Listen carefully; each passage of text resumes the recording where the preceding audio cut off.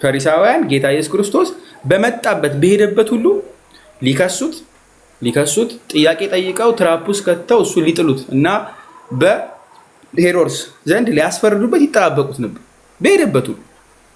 ሉቃስ 20 ላይ ብትመለከቱ እንደዛው ሲጠባበቁም ወደ ገዢ ግዛትና ስልጣን አሳልፈው እንዲሰጡት ጻድቃን መስለው በቃሉ የሚያጠምዱትን ሸማቂዎች ሰደዱበት ብሎ ነው የሚያስቀምጠው። ጻድቃን መስለው በቃሉ የሚያጠምዱትን ሸማቂዎች ሰደዱበት። የሚሸምቁ በጌታ በኢየሱስ ክርስቶስ ላይ እርሱ መልካም ሲያደርግ እሱ ሲፈውስ እነርሱ በእርሱ ሊሸምቁበት በደንብ ያዙ ሊያጠምዱት ጻድቃን መስለው ጻድቅ ሆነው አይደለም። ልብ በሉ ጻድቅ ሆነው አይደለም።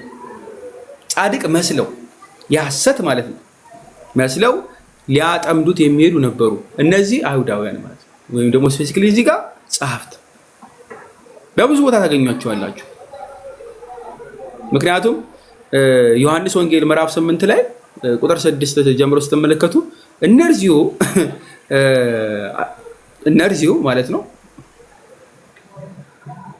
ጋይስ ሪፖርት እያደረገብኝ ነው አካውንቴ። ዋርኒንግ መጣብኝ። ኮፒ ሊንክ አድርጉት አንዴ።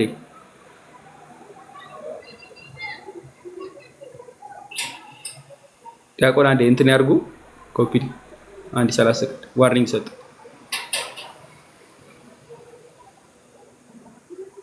ሰማነው። እሺ አዎ ጥሩ ነው። 120 ምናምን ሰው አለ ግን አይ ዶንት ኖ።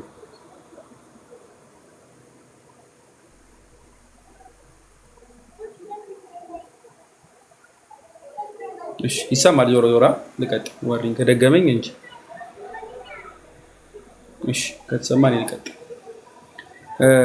ሊከሱት ይሰበሰቡ ነበር ጸሐፍት ፈሪሳውያን ማለት ነው።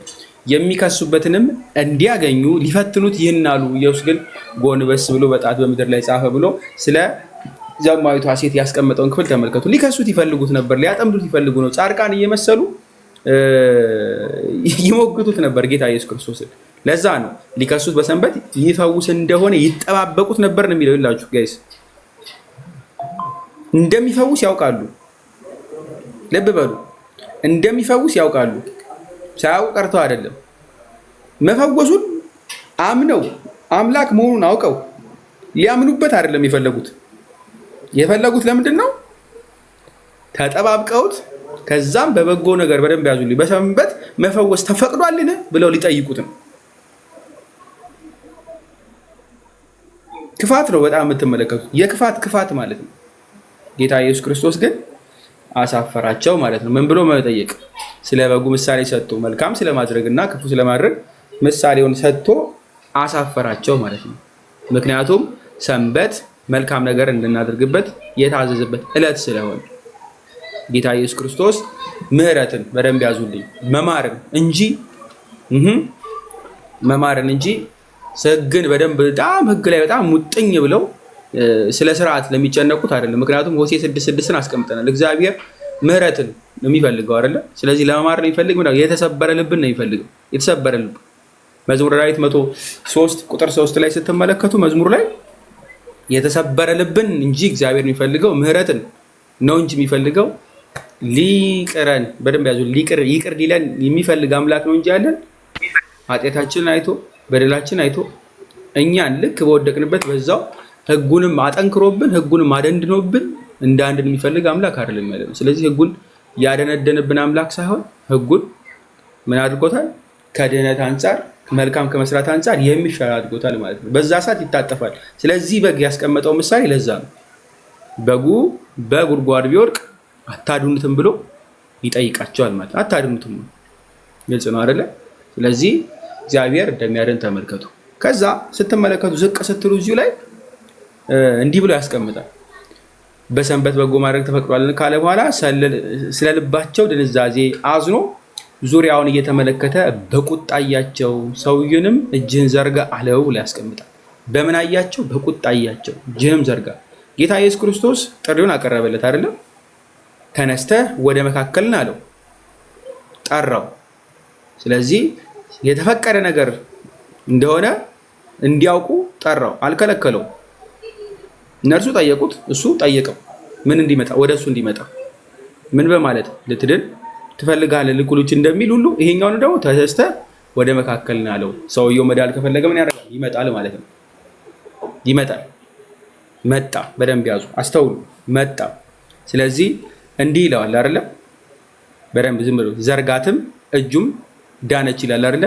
ስለ ልባቸውም ድንዛዜ አዝኖ ዙሪያውን የተመለከተ በቁጣ እያቸው ካለ በኋላ ሰውየውንም እጅህን ዘርጋ አለው። ትእዛዝ ነው ያዘዘው ጌታ ኢየሱስ ክርስቶስ። ትእዛዝ ምን ማለት? እጅህን ዘርጋ። ዘረጋ። ጌታ ኢየሱስ ክርስቶስ ከተናገረ ይሆናል፣ ካለ ይደረጋል። እርሱ ምንድነውና? አምላክ። በደንብ አስተውሉሽ። ለዚህ መዳሰስ አልተጠበቀበትም፣ ወይም ለዚህ ጭቃ ልክ አይን ላይ እንደሚያደርገው ማድረግ አልተጠበቀበትም። ዘርጋለው በቃሉ ብቻ ሆነ። ጌታ ኢየሱስ ክርስቶስ ከተናገረ ምን ይሆናል? ያ ነገር ይሆናል፣ ይደረጋል። ይደረጋል ሆነ ምን ማለት ነው? ፈወሰው። አሁን እዚህ ጋር ነው ፖይንት ያሉት። ዘረጋትም እጁም ዳነች። ፈሪሳውያንም ወጥተው ወዲያው እንዴት አድርገው እንዲያጠፉት ከሄሮድስ ወገን ጋር ተማከሩበት። ማዳኑን አይደለም አሁን የሚያስተዋሉት፣ መፈወሱን አይደለም አሁን የሚያስተዋሉት፣ ክሳቸውንም በደንብ ያዙልኝ። በሚገባ መልሶ የተሻለው የትኛው እንደሆነ አሳውቋቸው መሰደዳቸውንም አይደለም አሁንም የተመለከቱት ምንድነው? ቲሽ ፈረሰብን፣ ስለዚህ ሌላ እንፈልግ፣ ሌላ እንፈልግ። ይህ ትልቅ ክፋት ነው። ትልቅ ክፋት ነው።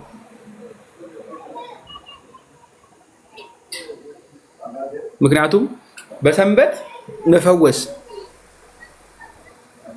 መፈወስ ቀድሞ ጠይቋቸዋል። ሉቃስም ስትመለከቱ ምዕራፍ 14 ላይ እንዲህ ነው የሚለው፣ ኢየሱስ መልሶ በሰንበት መፈወስ ተፈቅዷል ወይስ አልተፈቀደም ብሎ ለሕግ አዋቂዎችና ለፈሪሳውያን ተናገረ ነው የሚለው። ከሕግ አዋቂዎች ናቸው፣ ያውቃሉ። ስለዚህ መልካም መመለስ አለባቸው። ጌታ በነገራችን ላይ አይደለም ቢሉ አልተፈቀደም ቢሉ ወደብ ያዙልኝላችሁ። በተለይ ከእነሱ ጥያቄ አንጻር ላምጣላችሁ። በተለይ የኛ እንደምታም ከዚህ ስለሚያብራራ ማለት ነው። ጌታን የሚጠይቁት በሰንበት መፈወስ ተፈቅዷልን ብለው ሲጠይቁት ማለት ነው አዎ ቢላቸው የሙሴን ሕግ ተላልፈዋል ለማለት ነው። ቀጥታ መልሶላቸው ቢሆን ኖሮ ማለት ነው የሙሴን ሕግ ተላልፈዋል ለማለት ነው፣ ለመክሰስ። አይ አይደለም ቢሉ በነገራችን ላይ እና መፈወስ መልካም ነው ብሎ ዝም ብሎ ምሳሌ ሳይሰጥ አልፎት ቢሆን ኖሮ እርሱ የእግዚአብሔር ነኝ ይላል፣ ምሕረትን የሚወድ አዳኝ የሆነ አምላክ ከሆነው ከእርሱ ነኝ ይላል፣ ነገር ግን ምሕረትን አይወድም ብለው ሊከሱት ማለት ነው። በሁለቱም ሊከሱት። አንድምታችን በዚህ በኩል ነው የሚያስቀምጠው በነገራችን ላይ። እሺም ቢል አሁን ቢል አይም ቢል ሊከሱት ነበር ያሰቡት። የጌታ መልስ ግን ምንድነው? እሺም አይደለም ወይም አሁን አይደለም አይም አይደለም፣ መልካም ማድረግ ወይንስ ክፉ ማድረግ ብሎ ተፈቅዷል ብሎ ጠየቃቸው ማለት ነው። ጥያቄ ነው ያደረጋቸው። ጥያቄን በጥያቄ መለሰባቸው ማለት ነው። ስለዚህ እነርሱ በደንብ ያዙልኝ፣ መልካም ባደረግ ተፈቅዷል ቢሉ ጌታ ኢየሱስ ክርስቶስ ሲፈውስ ምን ሊሉት ነው? መልካም ደግ አደረግ እውነትም የእግዚአብሔር ሰውን ሊሉ። በደንብ ያዙ። አይደለም ቢሉ ደግሞ በሰንበት አልተፈቀደም፣ መልካም ነገር አልተፈቀደም ማለታቸው ነው። እና ስለዚህ በደንብ አስተውሉ። መልካምን አይወድም አምላካችን ማለታቸው ነው። ስለዚህ ጌታ ኢየሱስ ክርስቶስ በዚህ የሚገርም መልስ ይመልስላቸዋል ማለት። እነርሱ ሁለቱንም ቢመልስ አዎም አይደለም ቢል ለመላጣምዱት ነበረ። ጌታ ኢየሱስ ክርስቶስ ደግሞ እርሱ ጥበበኛ፣ እርሱ ሁሉን አዋቂ፣ እርሱ ማንም ሊሸውደው የማይችል አምላክ ነውና ከነሱ ጥበብ የበለጠ እርሱ ራሱ ጥበብ ነውና ሸወዳቸው ማለት ነው። እሱ ራሱ በደንብ ባመጡት መለሰባቸው። ስለዚህ ትራፕ ነው የጌታ ኢየሱስ ክርስቶስ መልስ ራሱ። ለእነሱ ግን መመለስ አልፈልጉም። በተግባርም ማሳያቸው ፈወሰ፣ መመለስ ስላልቻሉ ሄዱ ማለት ነው። ግን አሁንም ጌታ ኢየሱስ ክርስቶስን ለመቃወም ሄዱ። ከሄሮድስ ወገን ጋር ተማከሩበት ብሎ የሚያስቀምጠው ከሄሮድስ ወገን ጋር ብሎ የሚያስቀምጠውን የግብፃውያን በተርጉማን በተለይ ፋዘር ታሮስ ማላቲ እነማን ናቸው ለሚለው ያስቀምጣሉ። 3-4 እይታ እያስቀመጡ ማለት ነው። ከሄሮድስ ወገን ተብለው የሚቀመጡት ንጉሳውያንም አይደሉም፣ ከሄሮድስ ወገንም አይደሉም፣ ፖለቲከኛም አይደሉም፣ በአይሁድ ዘንድም ትልቅ ስልጣን ላይ የተቀመጡ አይደሉም። ነገር ግን ምንማንን አይሁዳውያን ሆነው ነገር ግን ሄሮድስን ይደግፉ የነበሩ ሮምን ይደግፉ የነበሩ ሰዎች ናቸው። እነዚህ የመንግስቱ አሽቃባጮች ማለት ነው። ጌታ ኢየሱስ ክርስቶስ ፈወሰ አልፈወሰ ጉዳያቸው አይደለም።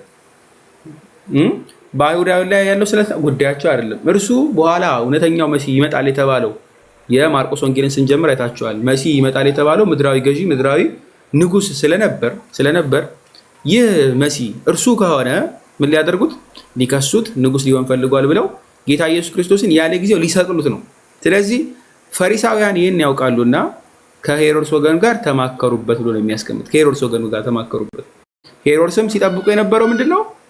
በደንብ ያዙልኝ፣ መፈወሱን አለመፈወሱን አይደለም፣ ስለ መሲህነቱ እንዲናገርና አጋንንቱም ሲመሰክሩ እርሱ መሲህ እየተባለው እንዲጮህ፣ ከዛ ንጉስ ነህ እየተባለ እየተጠየቀ እርሱ እንዲመልስ፣ ከዛም ደግሞ ቀኑ ሳይደርስ እንዲሰቀል ማለት ነው። እንዲሰቀል እዚህ ፈሪሳውያን ያውቃሉና የተንኮላቸው ጥግ ይሄን እንኳ ሲረታቸው ከሄሮድስ ወገን ጋር ተማከሩበት ብሎ ነው የሚያስቀምጥ። ከሄሮድስ ወገን ጋር ተማከሩበት። ጌታ ኢየሱስ ክርስቶስ ግን ስለ ልባቸው ድንዛዜ አዝኖ ነው የሚል። ጌታ አይዘንብን። በነገራችን ላይ ጌታ አይዘንብን። መልካምን ነገር ነግሯቸው ማዳንን ወይንስ ክፋትን፣ መልካም ነገርን ወይስ ክፋትን ብሎ ጠይቋቸው ክፋትን መርጠዋልና ስለ ልባቸው ድንዛዜ ነው የሚል። ስለ ልባቸው ድንዛዜ አዝኖ። ማን ያዘነው? ጌታ ነው። በነገራችን ላይ ጌታ ኢየሱስ ክርስቶስ አዝኖ ማለት ነው።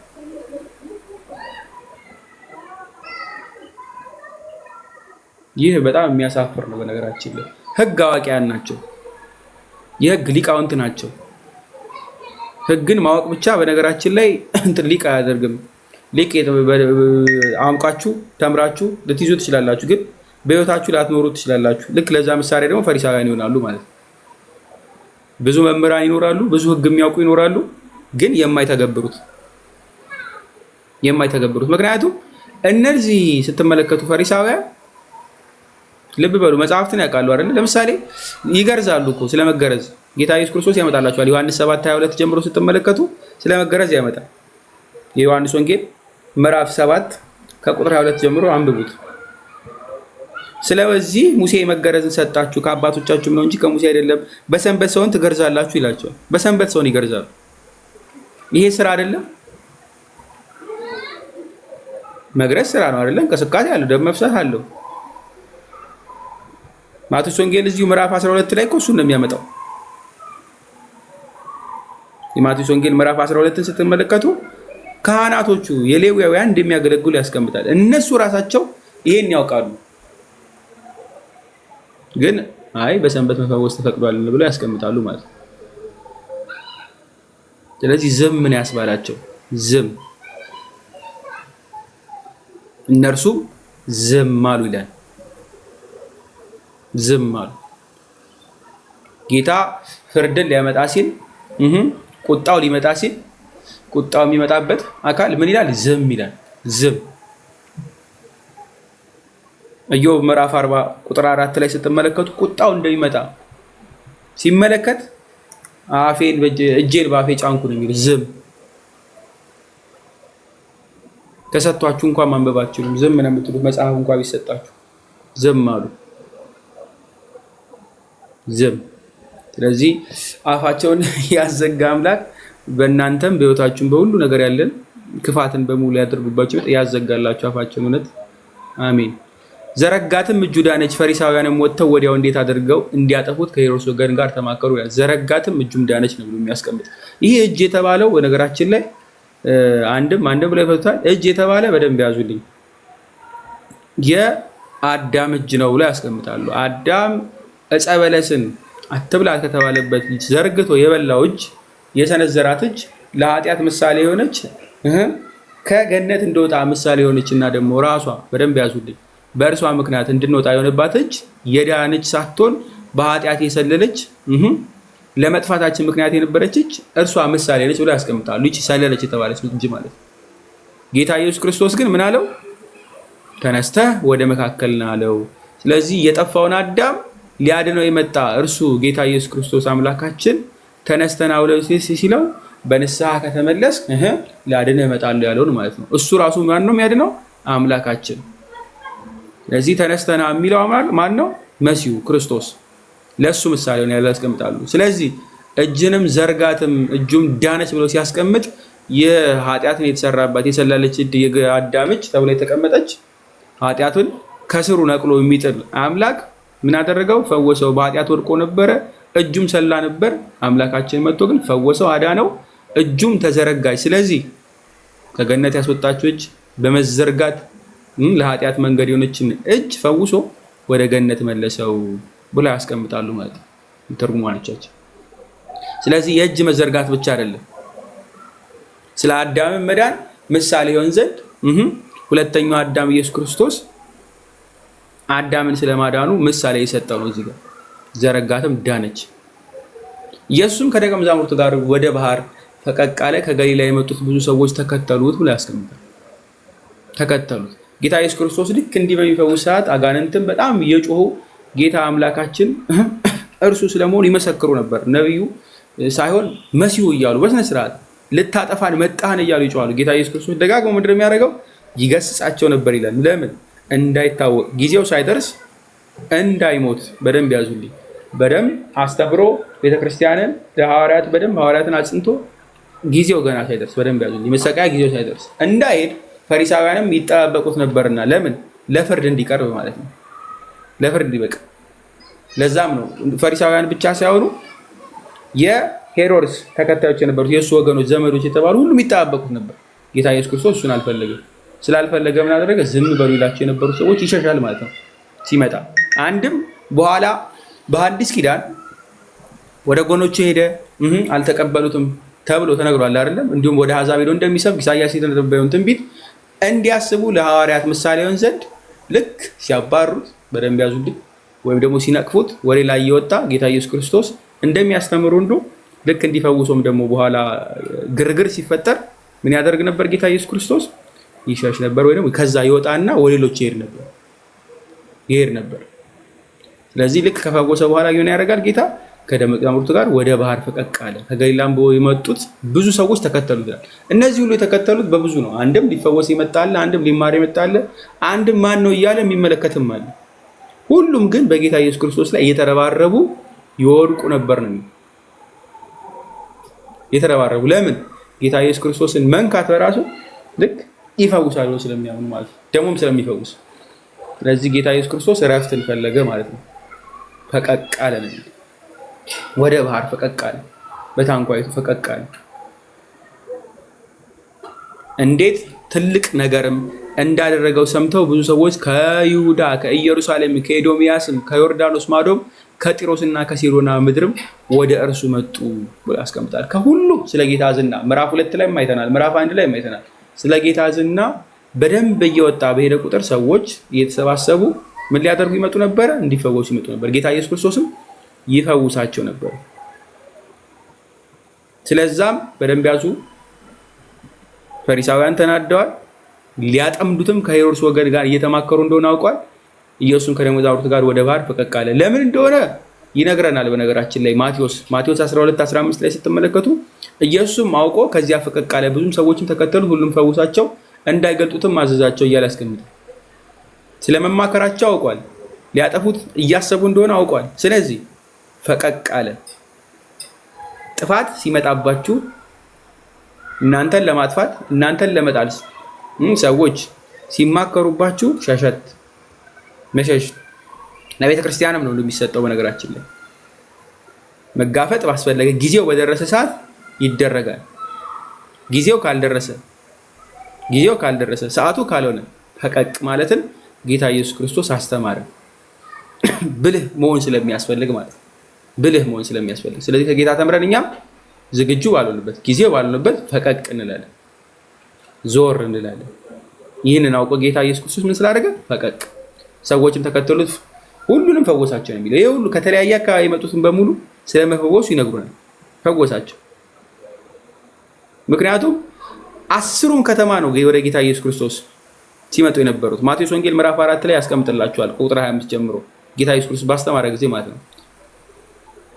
ከ10ሩ ከተማም ከኢየሩሳሌም፣ ከይሁዳም፣ ከዮርዳኖስ ማዶ ብዙ ተከተሉት ነው የሚል 10 ከተማ ህዝብ ነው ጌታ ኢየሱስ ክርስቶስን ተወጣቶ የሚከተል።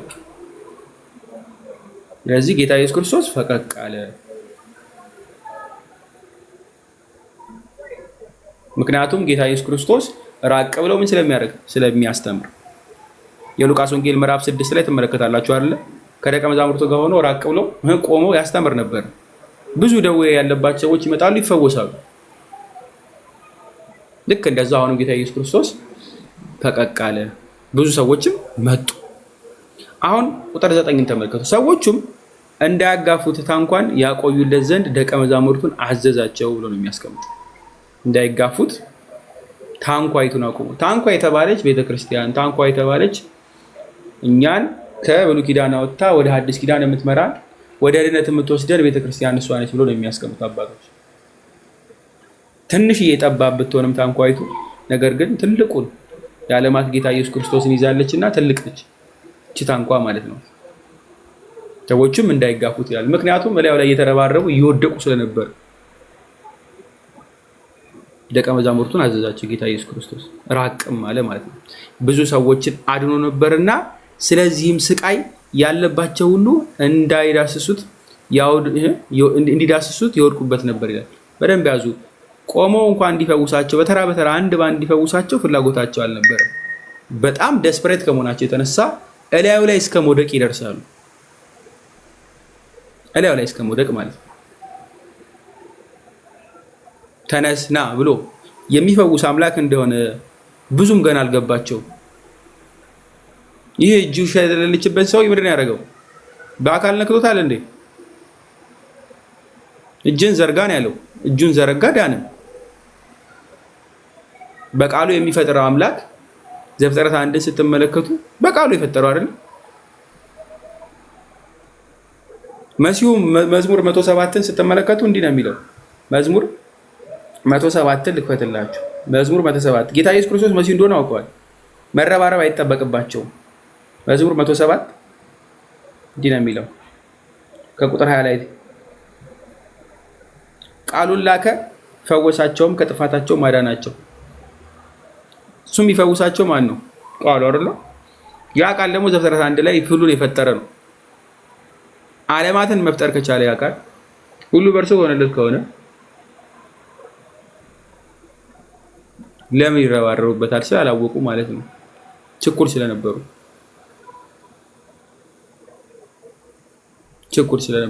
ጌታ ኢየሱስ ክርስቶስ ፈቀቅ አለ። በእንደዚህ አይነት ሁኔታ ሲያጋጥማችሁ ምን ማድረግ አለባችሁ? መሸሽ። የሚያድናቸው አካል አምላክ መሆኑ እንዲያውቁ ማገዝ። ምክንያቱም ፈውሱ ላይ ነው ያሉት፣ ስጋው ነገር ላይ ነው ያሉት። እሱ ጌታ ኢየሱስ ክርስቶስ ስለሚያስተምረው እንኳን እየሰሙ አይደለም። ስለሚያደርገው ተአምር ልብ ብለው እያዳመጡ አይደለም።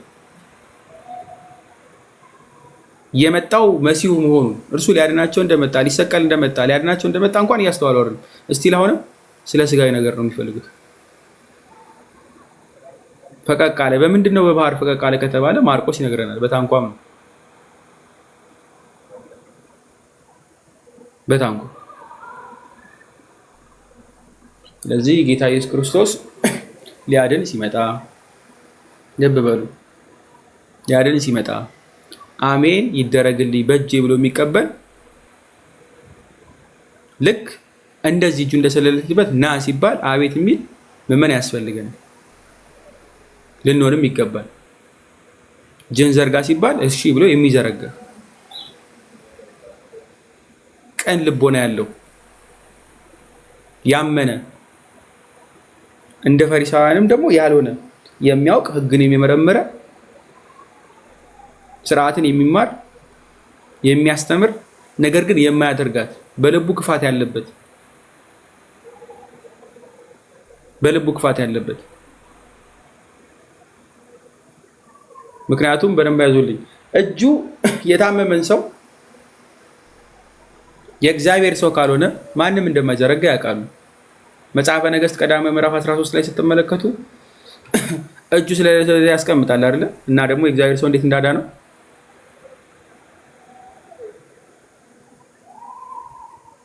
ስለ ንጉሱ ማለት ነው። በመሰዊያ ላይ እጁን ይጭናል፣ እጁም ይሰላል። ስለዛም ፈውስን የሚሰጥ ደግሞ እግዚአብሔር እንደሆነ ትመለከታላችሁ። ይህን እንኳን አውቀው አላወቁ፣ አልተረዱ ማን ምንነቱን መሲህነቱ። ልባችሁ አይደንዝዝና እግዚአብሔር ደግሞ ከዚህ ጠንቅ ይጠብቀን። ምክንያቱም ቅዱስ ጳውሎስ ይለናል እነርሱ ባለማወቃቸው ጠንቅ በልባቸው ደንዳናነት ጠንቅ ልቦናቸውን ጨለመ፣ ከእግዚአብሔር ሕይወት ራቁ ነው የሚል። ከእግዚአብሔር ሕይወት ራቁ። ያውቃሉ ሕጉን፣ ያስተምሩታል ሕጉን። ነገር ግን ልባቸው ከማን ርቋል? ከእግዚአብሔር ማለት ነው። ከእግዚአብሔር የላቀ ልብ ካለ ባለማወቃቸው ጠንቅ ነው። የማያውቁት ምንድን ነው? በተግባር አያውቁትም፣ ሕጉን አያውቁትም፣ አይሰሩትምና ደንዳና ሆነ ልባቸው፣ ልክ እንደ ፈርዖን ማለት ነው። የፈርዖን ልብ ያለው ሰው ምንድን ነው የሚሆነው? ለመዳኑ ጠንቅ ነው የሚሆንበት። ስለዚህ ከእግዚአብሔር ሕይወት ራቁ ብሎ ልክ አስቀምጠው፣ እግዚአብሔር ሕይወት ራቁ እነዚህ ሰዎች።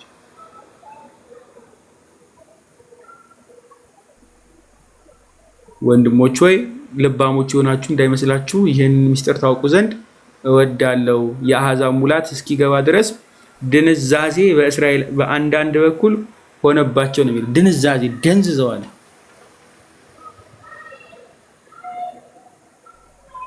ከእንደዚህ አይነት ድንዛዜ ያውጣን።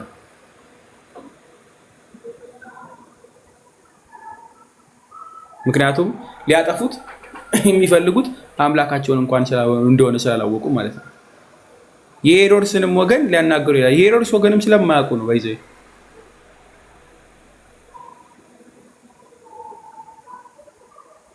ለዛ ነው ህዝቡን ተጠንቀቁ ይላል። ከእንደዚህ አይነት ሰዎች ልንጠነቀቅ ይገባል።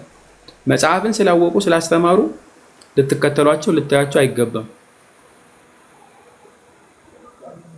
ስለሚያደርጉት ነገር በሙሉ ሽሿቸው። ማርቆስ ይነግረናል ምዕራፍ 8 ላይ ቅዱስ ማርቆስ እዚሁ ተጠንቀቁ ነው የሚለው ጌታ ኢየሱስ ክርስቶስ። እርሱም ተጠንቀቁ ከማ ከፋሪሳውያንና ከሄሮድስ እርሾ ተጠበቁ ብሎ አዘዛቸው። የጥፋት ነውና መዳንን አይፈልጉምና ከእነርዚህ ተጠንቀቁ። ፈሪሳውያን ከሆኑ ሕግን ከሚያውቁ ነገር ግን አምላካቸው ላይ የሚዘብቱ እንዲሞት የሚፈልጉ እንዲሞት ሲሉ እንዲድኑበት አይደለም። ሌሎቹ እኛስ እንዲሞት የምንፈልገው ኃጢአታችንን እንዲደመስልን መንግስተ ሰማያትን በር እንዲከፍትልን አይደለም፣ የጥል ግድግዳ እንዲፈርስ ነው። እነርሱ ግን እንደ ተራ ሰው መስሏቸው ሊገሉት ማለት ነው። ከሄሮድስም ወገን ደግሞ አንዱ ያልተማሩ ቢሆኑ ፖለቲከኛ እንኳ ባይሆኑም ግን ለፖለቲካውያን የሚያሽቃብጡ ማለት ነው። እንደዛ ብሎ ሊትራሊ የሚያስቀምጧቸው ፈዘር ታራሮች ማለት ነው። ለመንግስት የሚያሽቃብጡ ህዝባቸው እንዲገዛ ማለት ነው። ሄሮድስ ወገናቸው አይደለም። የሄሮድስ ወገን ብሎ ቢያስቀምጣቸው ወገን ሲል ዘመድ ማለት አይደለም፣ ለሄሮድስ የሚደግፉ ማለት ነው። ምን አይነት ሰዎች ናቸው ካላችሁ የሀገሩን ሰው በሀገሩ ሰው ልክ እንደማስገዛት ማለት ነው።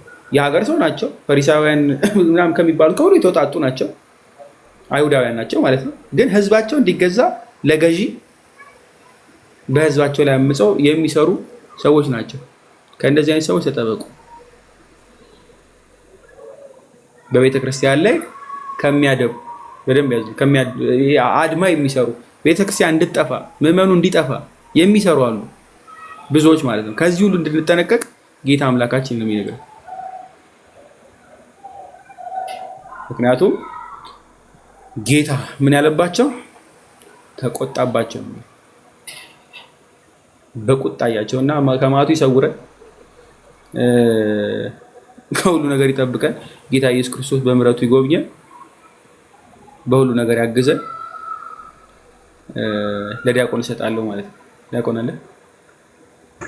እሺ፣ ቃልዮት ያሰማልን። እጅጉን ደስ በሚል ሁኔታ ብዙ ነገርን ገንዘብ እንድናደርግ አድርገናል። ዲያቆንዬ መንፈሳዊ መብልን ጋብዘናል። ዲያቆን ብዬ ነው የጠራው። ጠላዲ እኔ ነገር የታየኝ ነገር አለ መሰለኝ።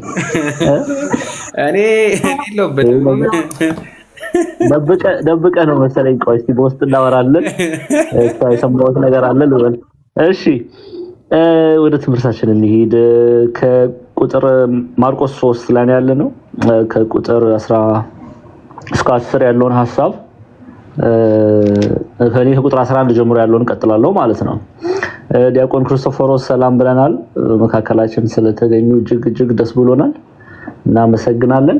ምናልባት ቤተክርስቲያን ያሉትና ድምጽ ልትሰሙ ትችላላችሁ። እንግዲህ ያን እንደ ተግዳሮት እንዳትቆጥሩት፣ ትምህርቱ ላይ ብቻ ፎከስ እንድታደርጉ አደራ ማለትን እወዳለሁ። እሺ የማርቆስ ወንጌል ዛሬ እንግዲህ የተሰጠኝ ክፍል ከዚህ በፊት ምዕራፍ 1 እና ምዕራፍ 2 እንዳየን ሰፊ ያለ አይደለም። በጣም አንድ ስቶሪ ነው፣ አንድ ታሪክ ነው የምናነሳው። አጭር ነው እና በተቻለ መጠን ዋና ዋና ነጥቦችን አንስተን ለመመልከት እንሞክራለን። እንግዲህ ቁጥር 11 ላይ ስትመጡ ርኩሳን መናፍስትን ባዩት ጊዜ በፊቱ ተደፍተው አንተ የእግዚአብሔር ልጅ ነህ እያሉ ጮሁ፣ እንዳይገልጡትም በጣም አዘዛቸው። ቁጥር 11 12 ስንመለከት እንግዲህ በሉቃስ ወንጌል ላይም ጌታችን መድኃኒታችን ኢየሱስ ክርስቶስ ክፉ ርኩሳን መናፍስት ምስክርነትን ሲሰጡ ሲከለክላቸው እናያለን። ይሄ ምክንያቱ ምንድነው የሚለውን በነጥብ እያደረግን እናይና ከዛ ወደ ቀጣይ ክፍል እንሄዳለን። የዛሬው ትምህርት ማርቆስ 3 ላይ ያለው የተሰጠኝ ክፍል ሐዋርያትን መሰየሙን የሚናገር 12ቱን ሐዋርያት መምረጡን፣ ሐዋርያትን ከመምረጡ በፊት ጸሎትን ማቅረቡን በሉቃስ ወንጌል ያለውን ክፍል መሰረት አድርገን እናያለን። ሐዋርያ ስለሚለው እንማራለን። ስለዚህ ዛሬ እኔ በተሰጠኝ ክፍል ላይ ስንጨርስ ሐዋርያ ማለት ምን ማለት ነው የሚለውን ሐሳብ እናያለን። 12ቱ ሐዋርያት እነማን ናቸው የሚለውን ሐሳብ እናያለን። ጌታችን መድኃኒታችን ኢየሱስ ክርስቶስ እሱ ጸሎትን የሚቀበል ጸሎትን ሐዋርያትን ከመምረጡ በፊት ጸሎትን ስለምን አደረገ የሚለውን ሐሳብ እናያለን። ሶስተኛ አራተኛ ያው ርኩሳን መናፍስትን ለምን ዝም በሉ ያለበትን ምስጢር ምንመለከት ይሆናል። እነዚህን 4 ነጥቦች ነው ዛሬ የምናየው። ቁጥር 11 ላይ እንግዲህ ርኩሳን ገጸ ንባቡ ርኩሳን መናፍስትን ባዩት ጊዜ በፊቱ ተደፍተው አንተ የእግዚአብሔር ልጅ ነህ እያሉ ጮሁ፣ እንዳይገልጡትም አዘዛቸው ይላል። እንግዲህ ለምንድን ነው ጌታችን መድኃኒታችን ኢየሱስ ክርስቶስ ይሄንን ያደረገው የሚለውን እንመለከታለን። እንግዲህ እንደዚህ አይነት ሂደት በሉቃስ ወንጌል ላይም እናያለን። ሉቃስ ምዕራፍ 4 ላይ የሉቃስ ወንጌል ምዕራፍ 4 ያው እንደምታውቁት ማቴዎስ፣ ማርቆስ፣ ሉቃስ ከዮሐንስ ውጪ ማቴዎስ፣ ማርቆስ፣ ሉቃስ ወንጌል አብሮ የሚታይ ንባባት ወይም ሲናፕቲክ ጎስፔል እያለን ነው የምናየው። ምዕራፍ 4 ላይ ቁጥር 35 እና እስከ 41 ያለውን ክፍል ስትመለከቱ ከቁጥር 33 ጀምራችሁ ስታነቡ በምኩራብም የርኩስ ጋኔን መንፈስ ያደረበት ሰው ነበረ። በታላቅም ድምፅ ጮኸ፣ ተው የናዝሬቱ ኢየሱስ ሆይ ካንተ ጋር ምን አለኝ? ልታጠፋ መጣህን? ማን እንደሆንክ አውቄዋለሁ፣ አንተ የእግዚአብሔር ቅዱስ አለ። ኢየሱስም ዝም በል ከእርሱም ውጣ ብሎ ገሰጸው። ጋኔኑን በመካከላቸው ጥሎት ሳይጎዳው ከእርሱ ወጣ የሚል ንባብን እናገኛለን። እንግዲህ ሌሎችም የመጽሐፍ ቅዱስ ክፍላትን ማየት ይቻላል። ሰዓታችን ለመጠበቅ ግን እነዚህ ሁለቱን እናያለን። ጌታችን መድኃኒታችን ኢየሱስ ክርስቶስ በማርቆስ ወንጌልም በሉቃስ ወንጌልም በሌሎች ንባባት ላይ ክፉ መንፈስ ስለሱ ሲመሰክር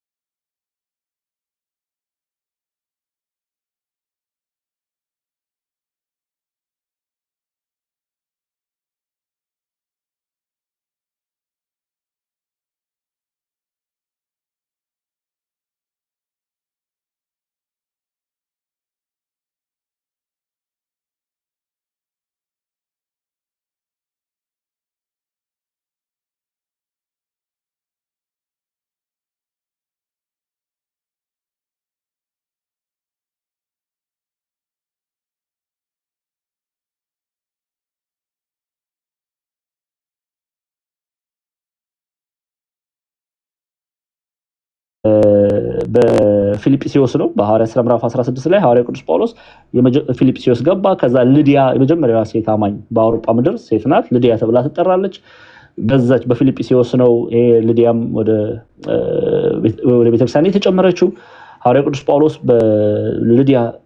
በፊልጵስዩስ ተገኝቶ በመቄዶንያ አውራጃ፣ መቄዶንያ ሰሜናዊ ግሪክ ነውና የአውሮፓ ምድር ነው። በመቄዶንያ አውራጃ ወንጌል በሚሰብክበት የእግዚአብሔርን ቃል በሚያስተምርበት ጊዜ ነው እቺ በሟርት መንፈስ የተያዘች ሴት እየመጣች ትናገር የነበረው እና እስቲ ያስቡት አሁን ለወንጌል አገልግሎት የዚህ ሴት ምስክርነት ጥቅም አለው ወይ የሚለውን አባቶቻችን በምን አይነት መልኩ እንደሚገልጹ ተረዱ።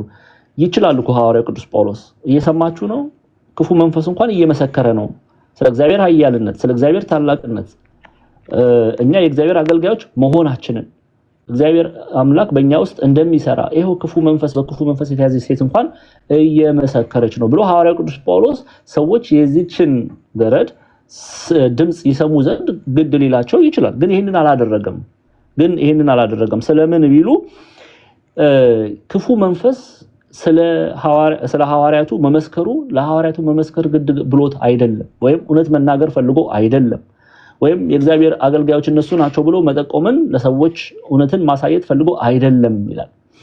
ምንድነው ምክንያቱ ቢሉ ሐዋርያት የእግዚአብሔር አገልጋዮች ናቸው ብሎ በመመስከሩ ምስክርነቱ እውነት ነው። በኋላ ላይ ሰዎች ግን ይሄ በዚህ ሴት ላይ ወዳለው ክፉ መንፈስ እውነት ምስክርነትን ይመሰክራል ብለው እነሱም ነገ ደግሞ አክሬዲት ተሰጥቷቸው ነገ እነሱም ደግሞ ሌሎች ሰዎች የፊልጵስዩስ ሰዎች ወደዚህ ሴት በመምጣት ጥንቁልናን ያስጠነቁሉ ዘንድ is basically ቃሉን በቀላል አድርገን ብንመለከተው ማርኬቲንግ ፐርፐዝ ሊጠቀምበት ስለፈለገ ነው እንጂ እውነት ለመናገር ፈልጎ አይደለም። ስለዚህ እውነት የተናገረው ነገር እውነት ቢሆንም እውነት የተናገረው ግን ከጀርባው ክፋት አለ፣ አላማው ሌላ ነው። ሰዎች ሐዋርያትን እውነተኛ ናቸው ብሎ በመናገሩ እውነትን በመመስከሩ ነገ ሰዎች ወደሱ መጥተው ሌላ ነገር ይጠነቁልላቸው ዘንድ ስለ ሌላ ነገር ይነገራቸው ዘንድ ይጠይቁት ዘንድ ሰዎች ወደርሱ ይመጡ ዘንድ ሐዋርያትን ተጠቅሞ ሰዎችን ወደሱ ያቀርብ ዘንድ ስለፈለገ እውነተኛ የሆነውን ነገር ተናገር ይላሉ። ስለዚህ አላማው ምንጩ ሶርሱ ኢቭል ነው፣ ሐሳቡ ትክክል አይደለም። ስለዚህ ነው ሐዋርያት እርሷን ጳውሎስና እኛን የተከተለች የመዳንን መንገድ የሚነግሯችሁ እነዚህ ሰዎች የልዑል አምላክ ባሪያዎች ናቸው ብላ ትጮህ ነበረ። ይህንም እጅግ ቀን አደረገች። ጳውሎስ ግን ተቸገረና ዘወር ብሎ መንፈሱን ከእርሷ እንድትወጣ በኢየሱስ ክርስቶስ ስም አዛሃለሁ አለው። በዚያ ሰዓት ወጣ የሚለው። ስለዚህ ሶስተኛ ዲያብሎስ ክፉ እውነት ቢናገር እንኳን ከጀርባው ሌላ ዓላማ ክፉ የሆነ ዓላማ ያቀፈ ስለሆነ ጌታችን መራችን ኢየሱስ ክርስቶስ እንዳይመሰክር እንዳይናገር ከለከለው። ሌላው በአምስተኛ ደረጃ ሌላው ስለ ኢየሱስ ክርስቶስ እንዳይናገር የከለከለበት ምክንያት ምንድነው ሲል ጊዜው አሁን አልደረሰምና። ኦኬ እግዚአብሔር አምላክ ራሱ የሚገልጥበት ሚስጥሩን የሚነግርበት ጊዜው አለው። በሚሰራው በራሱ ጊዜ እንጂ በክፉ መንፈስ ጊዜ ይገለጥ ዘንድ ስላልወደደ በራሱ ጊዜ የሚሰራ አምላክ ስለሆነ ጊዜው ስላልደረሰ ይህንን አደረገ ይላሉ። በአራተኛ ደረጃ እነዚህ ነጥቦች እንመለከታለን። እዛው ቁጥር 13 ላይ ወደ ተራራም ወጣ፣ ራሱን ወደርሱ ጠራ፣ ወደርሱም ሄዱ ይላል። አሁን ቁጥር 13 ላይ የማርቆስ ወንጌል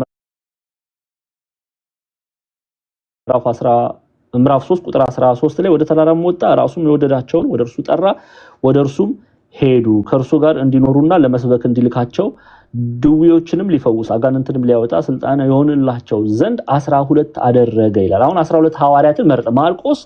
አሁን ስለ ሐዋርያት ምርጫ ማቴዎስንም ማርቆስንም ሉቃስንም እንመለከታለን። እዚህ ጋር ግን ሉቃስ ደግሞ አንድ የሚነግረን አንድ ትልቅ ሚስጥር አለ። ማርቆስን ስታነቡ ማርቆስ ወንጌል ምዕራፍ 3 ላይ ስታነቡ ከቁጥር 13 ጀምራችሁ ወደ ተራራ ወጣ ይላል፣ ራሱም የወደዳቸውን ወደርሱ ጠራ፣ ወደርሱም ሄዱ፣ ከእርሱም ጋር እንዲኖሩ ለመስበክም እንዲልካቸው ድውዮችንም ሊፈውስ አጋንንትንም ሊያወጣ ስልጣን ይሆንላቸው ዘንድ 12 አደረገ ይላል። ከዛ በኋላ 12ቱን በስም ሲዘረዝር እናያለን፣ ነገዳቸውንም እናያለን። በነገራችን ላይ ምሳሌያነት 12ቱ ሐዋርያት 12 መሆናቸው ሚስጥር ምሳሌው በ12ቱ ነገደ እስራኤል ነው። ያንን ከስማቸው ከነገዳቸው አያይዘን የምናየው ይሆናል። ግን ሉቃስ ደግሞ አንድ የሚነግረን አንድ እውነት አለ። የሉቃስ ወንጌል ምዕራፍ 6 ላይ ነው ይሄንን የምናገኘው። ሉቃስ ወንጌል ምዕራፍ 6 ላይ ምን ይላል? በእነዚህም ወራት ይጸልይ ዘንድ ወደ ተራራ ወጣ። ከቁጥር 12 ጀምሮ ነው ማነበው። ሉቃስ 6:12 በእነዚህም ወራት ይጸልይ ዘንድ ወደ ተራራ ወጣ፣ ሌሊቱም ሁሉ ወደ እግዚአብሔር ሲጸልይ አደረ። በነጋም ጊዜ ደቀ መዛሙርቱን ጠራ፣ ከነርሱም 12 መረጠ፣ ደግሞም ሐዋርያት ብሎ ሰየማቸው ይላል። ሉቃስ ደግሞ ምን ይላል? ጸሎት ማድረጉን ይነግረናል። ሉቃስ ደግሞ ጸሎት ማድረጉን ለምንድን ነው ጸሎት ያደረገው? ጠራቸው፣ ግን ጠርቶ ዝም ብሎ አይደለም 12ቱን የመረጠው። 12ቱን ከጠራ በኋላ ወደ እግዚአብሔር መጸለዩን ይነግረናል። ኦኬ፣ መጸለዩ ምንን ነው የሚናገረው? ጸሎት ማቅረቡ እርሱ እግዚአብሔር አይደለ? ጸሎት ተቀባይ የሆነ አምላክ ባለፈውም አይተናል። ጸሎት ተቀባይ የሆነ አምላክ ስለምን ጸለየ ቢሉ እኛ መንፈሳዊ አገልግሎትን ገንዘብ ከማድረጋችን በፊት ጸሎት ማድረግ እንዳለብን ሊያስተምረን ስለወደደ ጸለየ። ኦኬ፣ ሊያስተምረን ስለፈለገ ጸለየ። ስለዚህ ማንም ሰው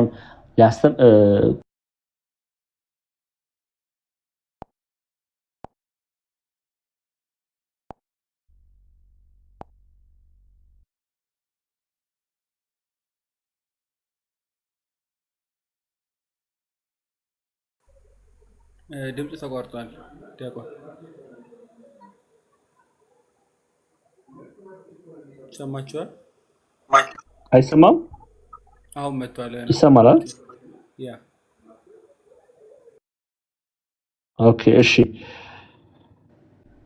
መልካም። እሺ he wanted to proclaim that his ministry working in truth are chosen not according to human mind but to divine will ይላል። ምን ማለት ነው? ይሄንን የሚናገሩት ቄስ ቴዎድሮስ ማላቲ ናቸው። በፓትሪስቲክ ኮሜንታሪያቸው ላይ in the gospel of ማርክ ላይ ሐዋርያቱን መምረጡ መላኩ ወንጌልን ያስተምሩ ዘንድ ሐዋርያትን መምረጡ በእውነት እና በእግዚአብሔር ሐሳብ እንጂ በሰው አእምሮ ያልሆነ መሆኑን ሊያስረግጥ ስለፈለገ ጸለየ። ኦኬ፣ ሊያስረግጥ ስለፈለገ ስለዚህ ሐዋርያት የተመረጡት በሰው ሐሳብ ሳይሆን በእግዚአብሔር ፈቃድ መሆኑን ሲገልጽ ነው ወደ እግዚአብሔር የጸለየውና 12ቱን ሐዋርያት የመረጠው እሱ ጸለየ ሲል ደግሞ እሱ የጸለየበት ምክንያት ቀደም ተናግረናል። እሱ ራሱ እግዚአብሔር ነው፣ ጸሎትን የሚቀበል እርሱ ነው። እኔና እናንተ ግን መንፈሳዊ የሆነ ነገር ከማድረጋችን በፊት ጸሎት ማድረግ እንዳለብን ለቤተክርስቲያን ሊያስተምር ስለፈለገ ጸሎትን አቀረበ። ዛሬ ለዛ ነው ሹመት ከመደረጉ በፊት የአገልግሎት ሹመት ከመደረጉ በፊት ቤተክርስቲያን ጸሎት ወደ እግዚአብሔር ታቀርባለች።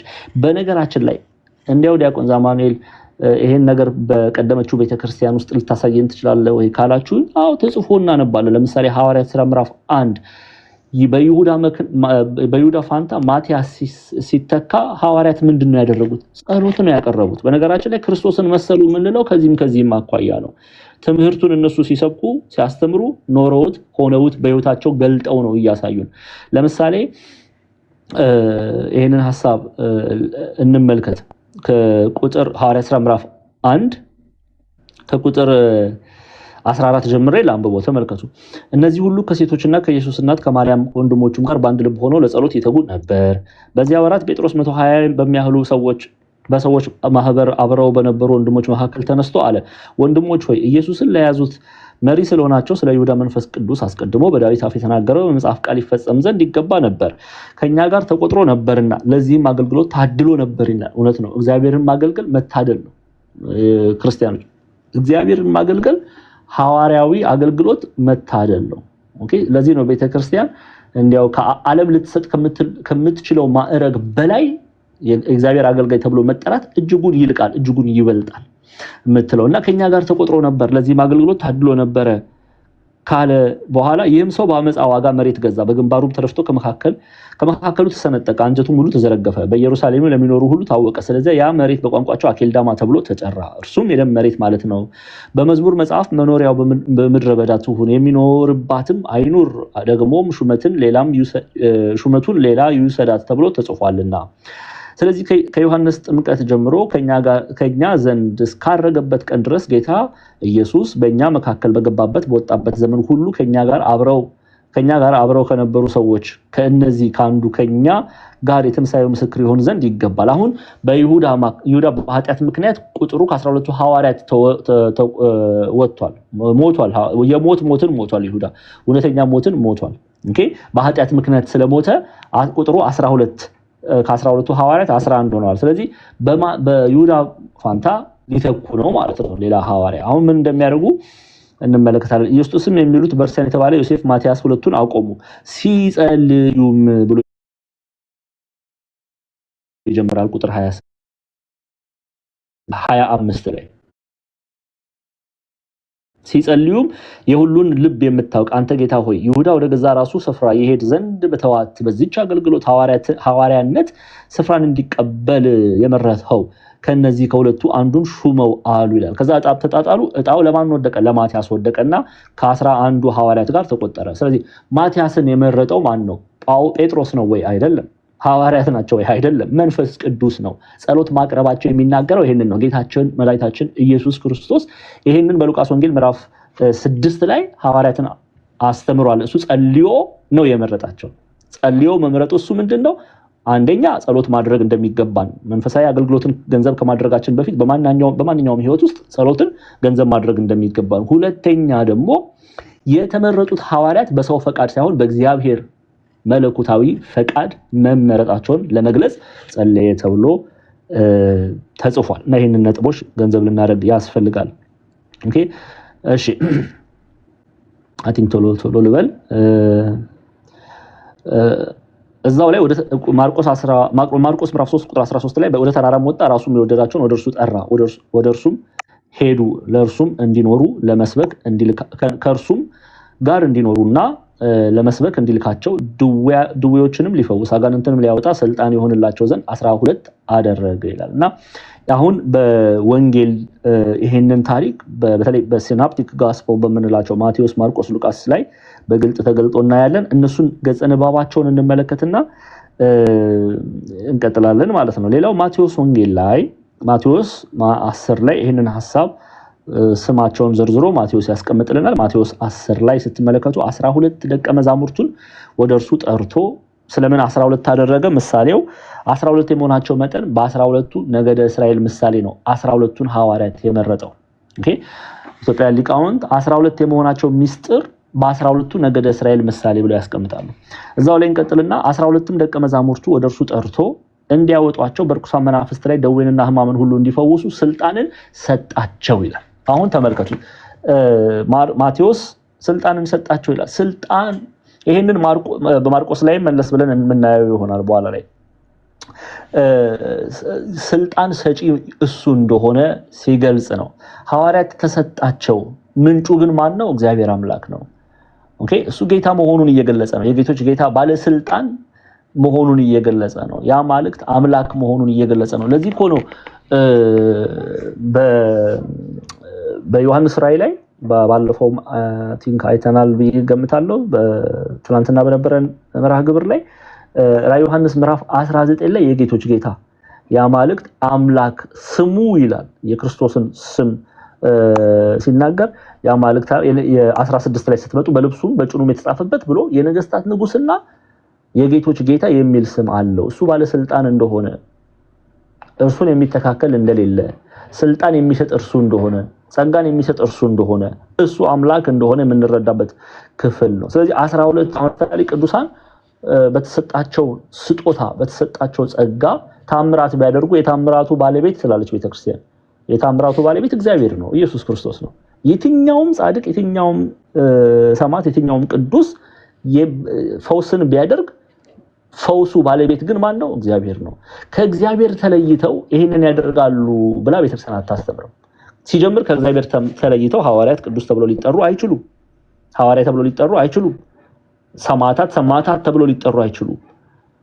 ኦኬ ስለዚህ ሁልጊዜ ክርስቲያኖች በተለይ እዚህ የተማራችሁ ያላችሁ የእግዚአብሔር ቃል የምትማሩ አንድ ነገር ሪኮግናይዝ እንድታደርጉት የምንፈልገው እኔም ጵላዲዮስን የተአምሩ ባለቤት ማን ነው? እግዚአብሔር ነው። እግዚአብሔር ለምሳሌ ቅድስት አርሴማን ተጠቅሞ እግዚአብሔር አምላክ ፈውስን ሰጠኝ፣ የደዌ ፈውስን ሰጠኝ ልንል እንችላለን። which is fine, totally fine, theologically error የለውም።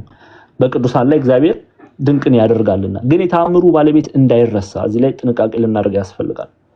የተአምሩ ባለቤት እንዳይረሳ። ቅዱሳን መላእክት ከእግዚአብሔር ሲጀምር አይለዩም። ተለይተው ደግሞ ቅዱሳን ብለን አንጠራቸውም ርኩሳን እንጂ። ስለዚህ ቅዱሳን ድንቅ ቢያደርጉ ተአምራት ቢያደርጉ በደዌ የተያዘን ሰው ቢፈውሱ ጥላቸው ቢያድን ቢፈውስ የታምሩ ባለቤት ማን ነው? እግዚአብሔር አምላክ። ይሄ ይታወቅ። 12ቱንም ደቀ መዛሙርት ወደ እርሱ ጠርቶ እንዲያወጧቸው በርኩሳን መናፍስት ላይ ደዌን ሕማምን ሁሉ እንዲፈውሱ ስልጣን ሰጣቸው። የ12ቱም ሐዋርያት ስም ይህ ነው ይለናል ቁጥር 2 ላይ። መጀመሪያው ይህ ነው ይላል። የማቴዎስ ስንዳነብ ጴጥሮስ የተባለው ስምዖን፣ ወንድሙ እንድርያስ፣ የዘብዴዎስ ልጅ ያዕቆብ፣ ወንድሙ ዮሐንስ፣ ፊልጶስ፣ በርተሎሜዎስም፣ ቶማስ ቀራጭ ማቴዎስም፣ የልፊዮስ ልጅ ያዕቆብም፣ ታዲዮስም የተባለው ልብዲዮስ፣ ቀነናዊው ስምዖን፣ ደግሞ አሳልፎ የሰጠው የአስቆሮቱ ይሁዳ። እነዚህ 12ቱ ኢየሱስ ላካቸው፣ አዘዛቸው፣ እንዲህም አለ በአሕዛብ መንገድ አትሂዱ፣ ወደ ሳምራውያን ከተማ አትግቡ፣ ይልቅስ የእስራኤል ቤት ወደሚሆን ወደ ጠፉት በጎች ሂዱ እንጂ ብሎ አስቀድሞ ወደ እስራኤል ሕዝብ እንደላካቸው እንመለከታለን። በኋላ ላይ ሐዋርያት ሥራ ምዕራፍ 1 ቁጥር 8 ላይ ወደ አሕዛብ መንደር ሲሄዱ ደግሞ እንመለከታለን። ገጸ ንባብ አሁንም የሉቃስን ብታነቡ ሉቃስ 6 ላይ ቅድምም ጀምረን ነበረ፣ መለስ ብለን የሉቃስ ማየት እንችላለን። የሉቃስ 6 ላይ ስታዩ ከቁጥር 12 ጀምራችሁ እንዲህ ተብሎ ተጽፏል። የሉቃስ ወንጌል ምዕራፍ 6 ቁጥር 12። እሺ በእነዚህም ወራት ይጸልይ ዘንድ ወደ ተራራ ወጣ፣ ሌሊቱንም ሁሉ ወደ እግዚአብሔር ሲጸልይ አደረ። በነጋም ጊዜ ደቀ መዛሙርቱን ጠራ፣ ከእነርሱም ጋር 12 መረጠ፣ ደግሞም ሐዋርያ ብሎ ሰየማቸው። እነርሱ ጴጥሮስ ብሎ እንደገና የሰየመው ስምዖን፣ ወንድሙ እንድርያስ፣ ያዕቆብ፣ ዮሐንስ፣ ፊልጶስ፣ በርተሎሜዎስ፣ ማቴዎስ፣ ቶማስም፣ የልፊዮስ ልጅ ያዕቆብም፣ ቀናተኛው የሚባለው ስምዖን፣ ያዕቆብ፣ ይሁዳም አሳልፎ የሰጠው የአስቆሮቱ ይሁዳ ናቸው ይላል። አስቆሮት በምትባል ከተማ የሚኖር ይሁዳ ነው። ይሄ ይሁዳ የካደው ይሁዳ ነው። ኦኬ። እና 12ቱን በኋላ ላይ በሐዋርያት ሥራ ምዕራፍ 1 ላይ ይሁዳ በማን ተተክቷል? በእግዚአብሔር በመንፈስ ቅዱስ መሪነት በማትያስ ተተክቷል። ይሄን ልንረዳ ያስፈልጋል።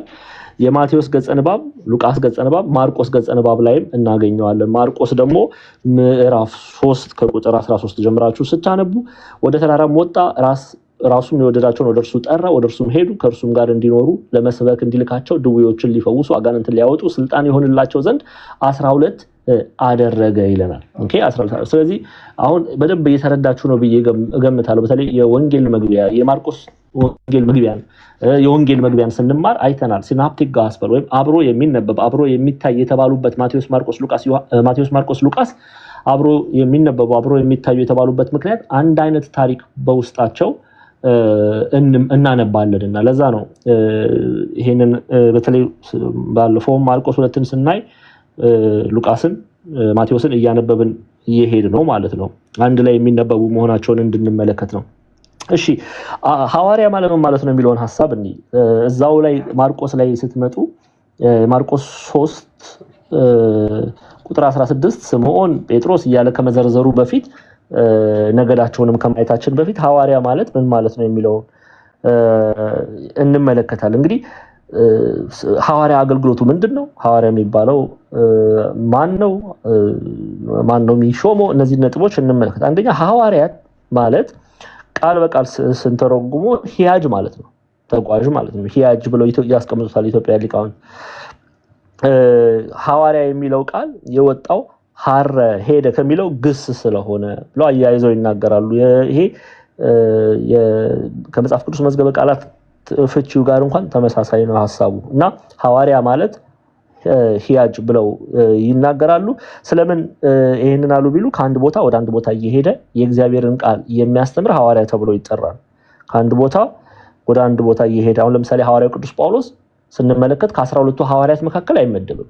ሐዋርያው ቅዱስ ጳውሎስ ስሙን ከ12ቱ ሐዋርያት መካከል የጌታችን ኢየሱስ ክርስቶስ ሐዋርያ መካከል አናገኝም፣ ግን ሐዋርያ ተብሎ ይጠራል። ስለምን አይተናል። በተለይ ሐዋርያ ሥራ ተማሪዎች ስትማሩ አንደኛው ሐዋርያዊ ጉዞ፣ ሁለተኛ ሐዋርያዊ ጉዞ እያለች ሶስተኛ ሐዋርያዊ ጉዞ እያለን አይተናል። ሐዋርያው ቅዱስ ጳውሎስ ግሪክ ሲሄድ፣ ኤዥያ ማይነር ቱርክ ሲሄድ እየሄደ ያስተምራል። ስለዚህ ሐዋርያ ተብሎ ተጠርቷል እና ሐዋርያ የተባሉት መጀመሪያ ጊዜ የተሰየሙት 12ቱን የጌታችን የመድኃኒታችን የኢየሱስ ክርስቶስ ደቀ መዛሙርት ነው። እንግዲህ 12ቱን ዘርዝሮና አስቀምጦልናል። የሐዋርያት ዋና ስራቸው ምንድነው ብያለሁ? ከአንድ ቦታ ወደ አንድ ቦታ እየሄዱ ወንጌልን ማስተማር በአገሩ እየተዘዋወሩ ወንጌልን መስበክ ነው የሐዋርያ አንድ ሰው ሐዋርያ ሲል ያ ሰው ግብሩ ይሄ ነው ወንጌልን ማስተማር ነው ስለዚህ ስራቸው ይሄ ነው ጌታችን መራችን ኢየሱስ ክርስቶስ ነው የሾማቸው ሂዱ አስተምሩ የሚያላቸው ጌታችን መራችን ኢየሱስ ክርስቶስ ነው ይሄንን በሐዋርያት ሥራ ምዕራፍ 1 ቁጥር 8 ላይ እናገኛለን ነገር ግን መንፈስ ቅዱስ በእናንተ ላይ በወረደ ጊዜ ኃይልን ትቀበላላችሁ በኢየሩሳሌም በይሁዳ ሁሉ በሰማርያም እስከ ምድር ዳር ምስክሮቼ ትሆናላችሁ አለ ይህም ከተናገረ በኋላ እነርሱ እያዩት ከፍ ከፍ አለ ደመናም ከዓይናቸው ሰውራ ተቀበለችው ይላል የሚናገረው ሉቃስ የሚጽፈው ስለ ክርስቶስ ነው ከዛ በኋላ ማረጉን እናያለን ከዛ በፊት ግን የሰጣቸው የሐዋርያት ቤዚክሊ ጆብ ዲስክሪፕሽን በሉት የሥራ ዘርፍ የሚሰሩት ምንድነው በኢየሩሳሌም በይሁዳም ከዛ በሰማርያም ከዛ ደግሞ እስከ ምድር ዳርም ድረስ አለ ምድር ዳርም አህዛብን ጨምሮ ከኢየሩሳሌም ወጥተው በግሪክ በሮም እየሄዱ ወንጌልን ይሰብኩ ዘንድ ምስክሮቼ ትሆናላችሁ ሲል ወንጌል ስለ ክርስቶስ ነው የሚናገረው ወንጌልን ተሰብካላችሁ ምስክሮቼ ትሆናላችሁ ብሎ ሲገልጻቸው እናያለን ስለዚህ በኢየሩሳሌም በይሁዳ ሁሉ በሰማርያ እስከ ምድር ዳርም ድረስ እስከ ምድር ጥግ ድረስ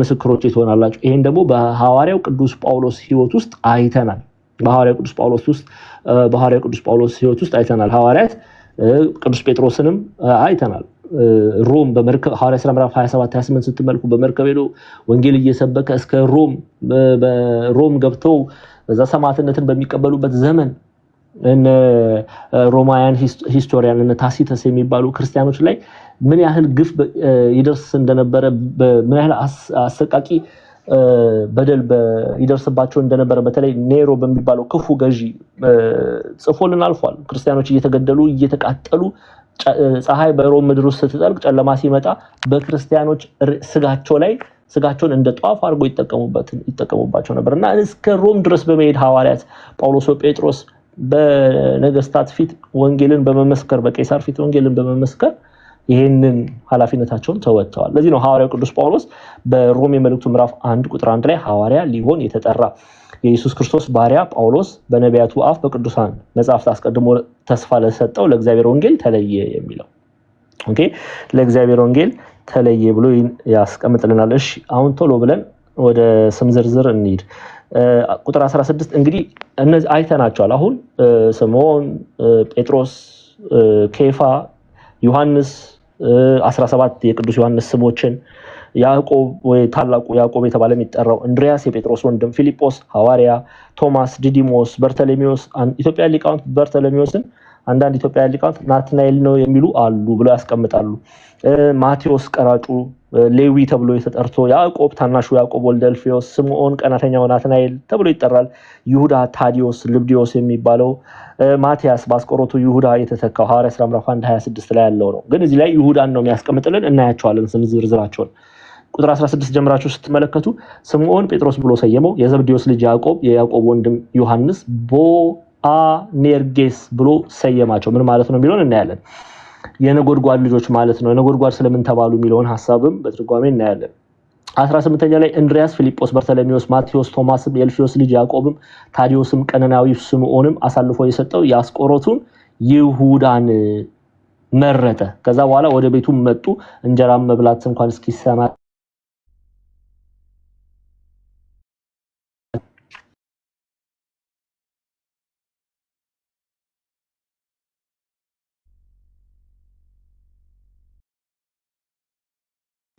ይሰማል ስልክ እየተደወለ ነው የሚረብሸው እሺ ልቀጥል ስልክ ተደለኮ ነው ቆይ አጀሬ እኮ ማይሰራው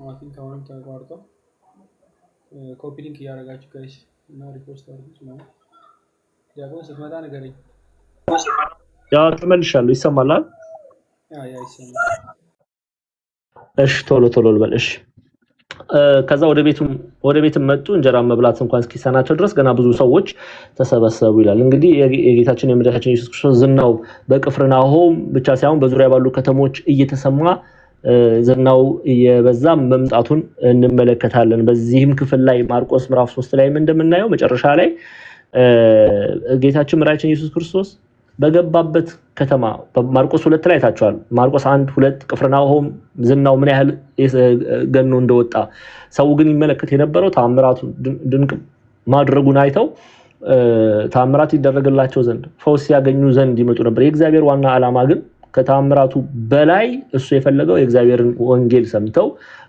ልባቸው በእግዚአብሔር መንግስት ያርፍ ዘንድ ነው።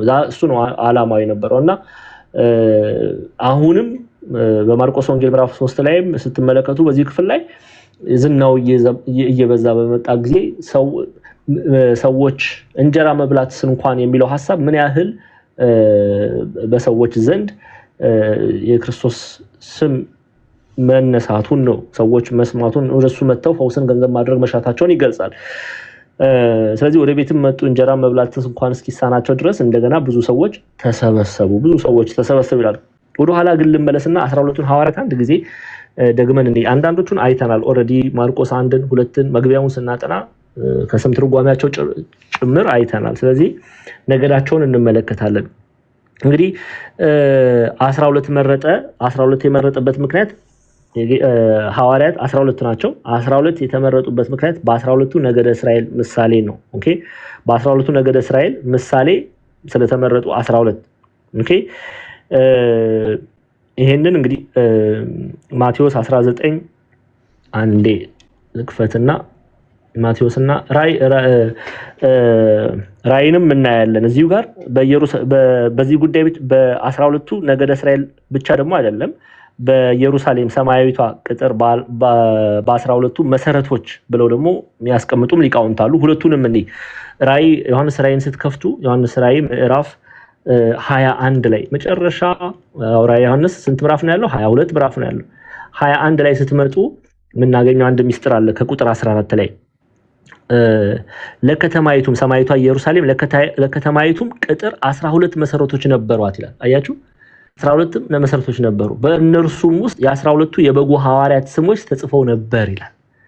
ስለዚህ ኢትዮጵያውያን ሊቃውንት 12 መሆናቸው ምንን ይናገራል ቢሉ አንደኛ 12ቱ ነገደ እስራኤል ኦኬ 12ቱ ነገደ እስራኤል በእነሱ ምሳሌ፣ ሁለተኛ በ12ቱ በኢየሩሳሌም ሰማያዊ ቅጥር ባላት በ12ቱ መሰረቶች የተጻፉ ናቸውና በዛ ምሳሌ 12ቱ ሐዋርያት ተመረጠ ይላሉ። የማቴዎስ 19ንም ማየት ያስፈልጋል። ማቴዎስ ወንጌል ምዕራፍ 19 ቁጥር 28 ላይ ስትመለከቱ ኢየሱስም ይላል እንዲህ አላቸው ደቀ መዛሙርቱን ሐዋርያቱን እንዲህ አላቸው፣ እውነት እላችኋለሁ እናንተስ የተከተላችሁኝ በዳግመኛ ልደት የሰው ልጅ በክብሩ ዙፋን በሚቀመጥበት ጊዜ እናንተ ደግሞ በ12ቱ የእስራኤል ነገድ ስትፈርዱ በ12 ዙፋን ትቀመጣላችሁ። አያችኋል። ስለዚህ ለምን 12 ሆነ የሚለው በሁለት እናየዋለን ማለት ነው። እሺ ማቴዎስ 19 ራእይ 21ን ይዘው ነው ሊቃውንቱ በሁለት የሚፈቱት። እሺ ስማቸውን እንመልከት።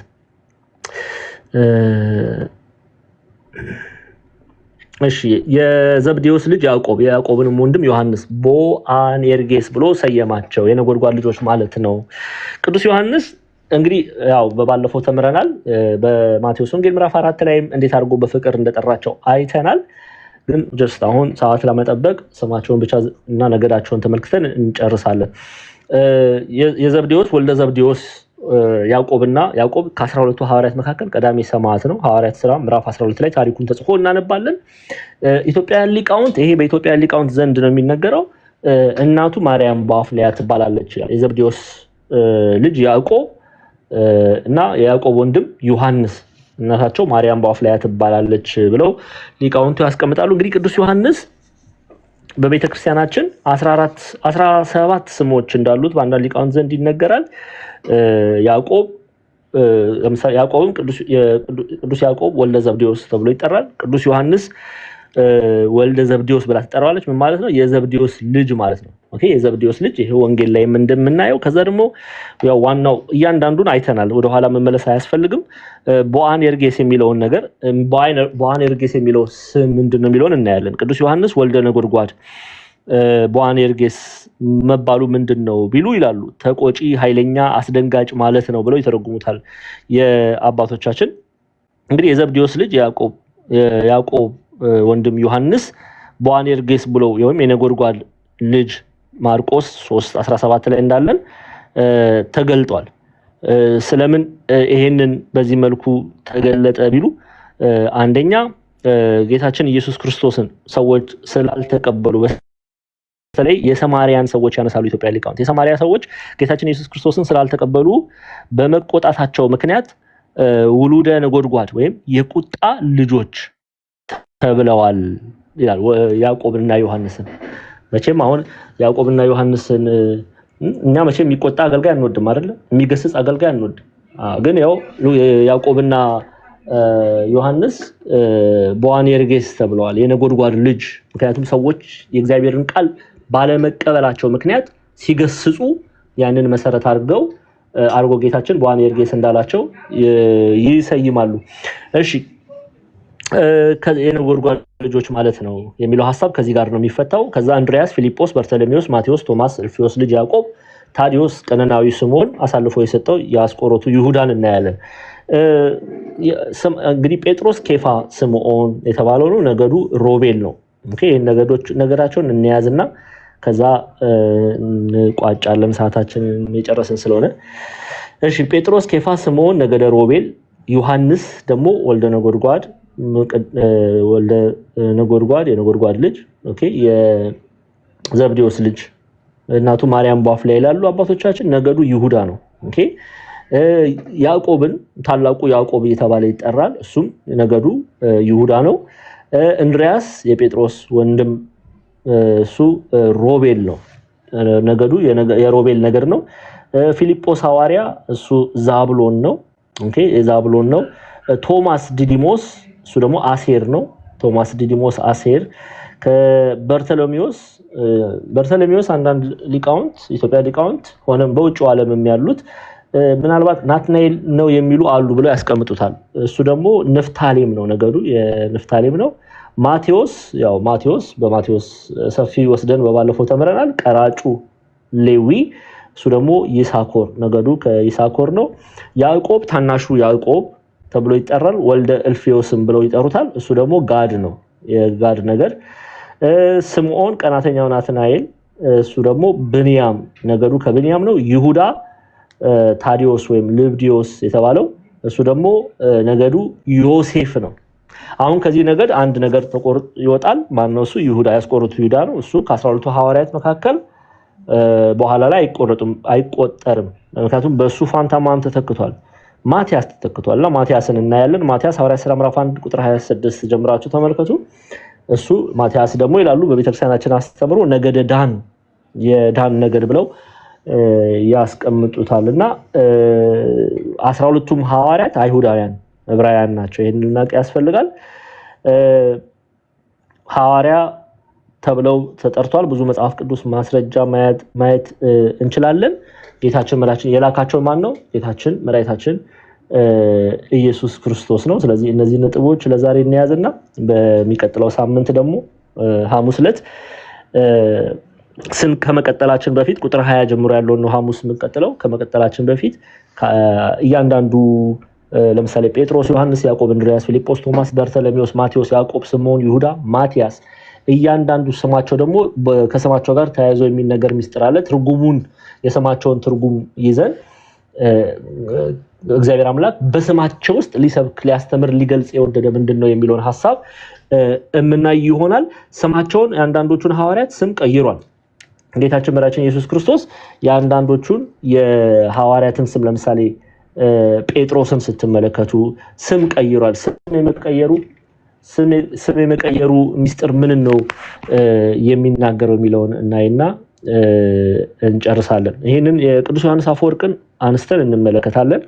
ግብፃውያን መተርጉማንም ሆነ ኢትዮጵያውያን ሊቃውንት የቅዱስ ዮሐንስ አፈወርቅን ሐሳብ ነው የሚያነሱትና ጌታችን ደቀ መዛሙርቱን ከመረጣቸው በኋላ ስማቸውን የለወጠበት ሚስጥር ምንድን ነው? ለምሳሌ ስምዖንን ጴጥሮስ ብሎ የመቀየሩ ስም ምን ነው? ለምሳሌ ዮሐንስና ያዕቆብን ደግሞ ቦአኔርጌስ የማለቱ ምስጢር ምንድነው የሚለውን ቅዱስ ዮሐንስ አፈወርቅ ሲያስረዳ ብሉይ ኪዳንን የሰጠ አብርሃምን ወደ አብርሃም፣ ሳራን ወደ ሳራ፣ ያዕቆብን ወደ እስራኤል የቀየረ ለሌሎችም ሳይወልዱና ከልደታቸው ጀምሮ ለይስሐቅ ለሶምሶም ስምን የሰጠ እርሱ መሆኑን በግልጥ ይረዱ ዘንድ ነው ብሎ የአብርሃም አምላክ፣ የሳራ አምላክ፣ የነ ያዕቆብ አምላክ እርሱ ክርስቶስ መሆኑን ለመግለጽ የሐዋርያትን ስም ቀየረ። የአንዳንዶቹን ሐዋርያት ስም የመቀየሩ ምስጢር ከዚህ ጋር ተያይዞ ይነገራል ይላል ታላቁ ሊቅ ቅዱስ ዮሐንስ አፈወርቅና እነዚህን ነጥቦች መያዝ፣ መረዳት፣ ማወቅ ይገባል። ለዛሬ ይበቃናል። አገልግሎትም ስላይ ስላለው ቤተክርስቲያን ነው ያለሁት። ሰዓቴም የጨረስኩ ስለሆነ እዚህ ጋር እናብቃ። ሐሙስ ዕለት እንቀጥላለን ማለት ነው። ያስተማረን የገሰጸን የቅዱሳን አባቶቻችን አምላክ ጌታችን አምላካችን አባታችን መድኃኒታችን ኢየሱስ ክርስቶስ ስሙ ከአጥናፍ እስከ አጥናፍ የከበረ የተመሰገነ ይሁን። እጅጉን የምንወዳት እናታችን ቅድስት ድንግል ማርያም ጸሎቷ ምልጃዋ ከኔና ከእናንተ ጋር ይሁን። ይቆየን። የእግዚአብሔር ጸጋ የቅዱሳኑ ተራዳኢነት አይለየን። ተባረኩ። አሜን። ቃሎት ያሰማልን ዲያቆን